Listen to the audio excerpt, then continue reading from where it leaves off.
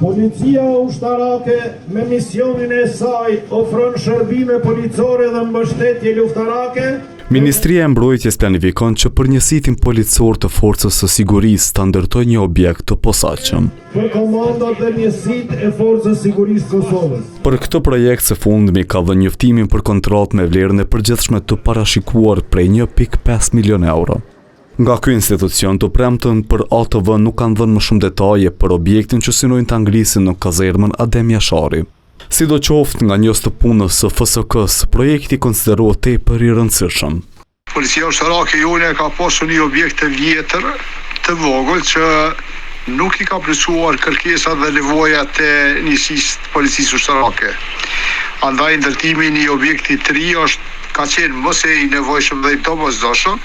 Koloneli tani në pension vlerëson se një ndërtesë moderne do ndikonte pozitivisht në punën e ushtarakëve.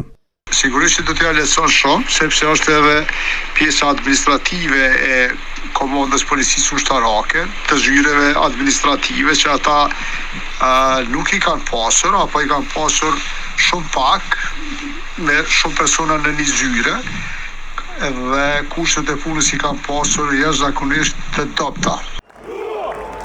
Sipas paramasave të publikuara në dosjen e tenderit, objekti pritet të ketë sipërfaqe prej 2350 metra katror.